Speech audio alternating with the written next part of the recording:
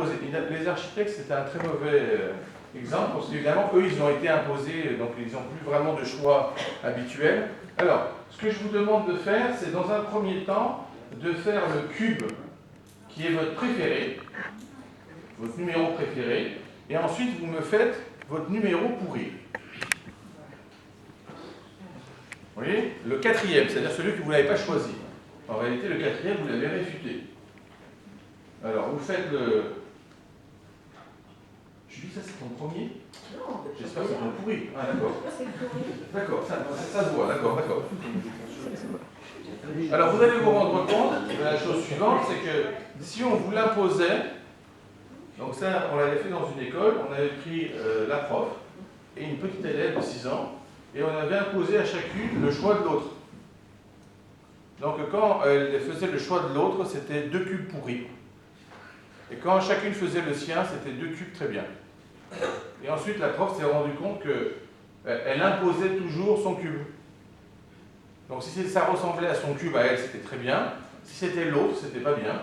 Voilà. Alors donc, ici, normalement, j'espère que vous avez tous compris que maintenant, je vous ai mis dans 24 catégories. Hein? Vous n'êtes plus dans 8 catégories, vous êtes dans 24 catégories. Au départ, vous avez fait 4 choix. Ensuite, vous avez fait 3 choix, 2 choix et pas de choix. Donc, en fait, c'est la factorielle de 4.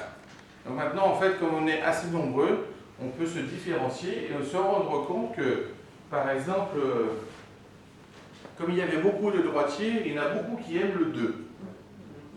Ouais. Voilà. Alors, on va prendre les autres. Alors, on va prendre... Qui c'est qui préfère le 4 en premier? La charpente. D'accord. Alors, qui c'est qui préfère le 3 en premier? Voilà, 2. Et qui c'est qui préfère le 1 en premier? 2. Comment? Non? Voilà. Et qui c'est qui préfère le 2? En premier? Voilà. En premier, oui. Alors, vous allez vous rendre compte, donc, justement, que dans l'enseignement classique, on considère que tout le monde prend le 2.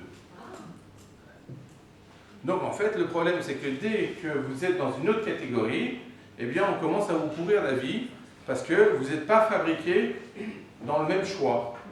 Et en réalité, vous allez vous rendre compte qu'on a assez peu de gens qui sont dans les autres catégories, qui sont assez forts dans les arts, sauf s'ils sont totalement indépendants, par exemple comme Léonard de Vinci. Donc Léonard de Vinci, gaucher, libre, donc il écrivait à l'envers. D'accord? Oui, il écrivait l'italien à l'envers, comme un droitier.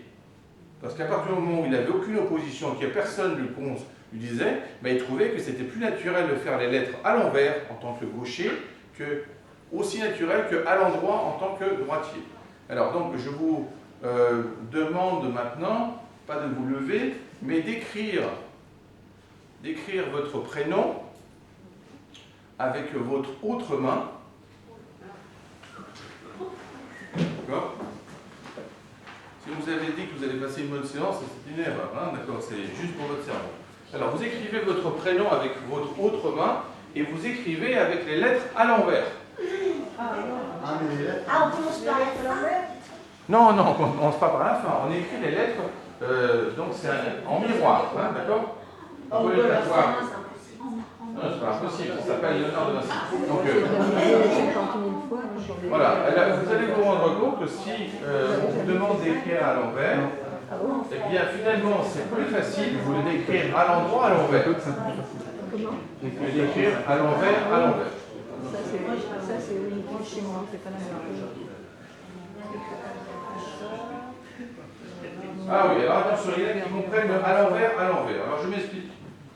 Si vous écrivez par exemple, on va prendre Julie, hein, votre première lettre doit être un J à l'envers, et pas un E à l'envers. Ouais, mais on sait pas écrire à l'envers. Non, mais vous allez trouver, c'est pas très grave. Et quand on accroche le... On accroche tout à l'envers. J'ai appris un mot. Mais c'est devant derrière en fait. La lettre est tournée en tant que miroir. Allez, par exemple, le C, il doit être dans l'autre sens. C'est ça. Le C, il doit être comme ça. Oui, c'est ça, exactement. Mais après, vous allez écrire Catherine de côté. C'est pas joli. Non, au départ, c'est normal que ce soit pas joli, mais pensez que si vous aviez eu des enfants, en fait, on leur a imposé ça. Hein. Oui, non, mais on leur a imposé ça, parce que nous, on s'est mis de l'autre côté, on a considéré que tout le monde écrivait comme ça. Les seules personnes, les rares qui avaient levé leurs mains, eux, étaient considérés comme anormales. Donc on les remettait à l'endroit et on leur disait t'écris bien. Et après on s'étonne que les enfants écrivaient pas bien, c'est normal. Hein. Alors, donc écrivez d'abord votre cube. Alors vous allez vous rendre compte que ceux qui n'avaient pas la bonne main par rapport à leur œil, eh bien ils ne dessinent pas bien les cubes. De toute façon. C'est-à-dire que même si on prend le premier, je vois il y a un monsieur qui est quasiment désespéré.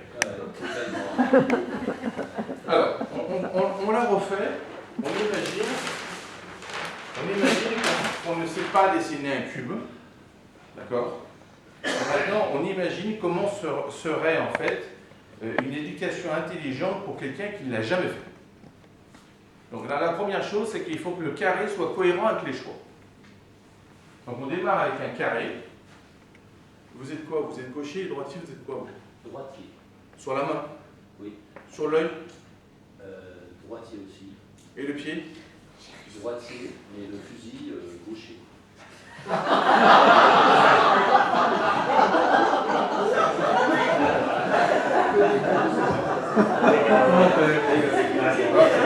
en déduisez qu'il y a une suspicion. Il y a un problème. Non, mais moi je suis arrivé un peu en retard.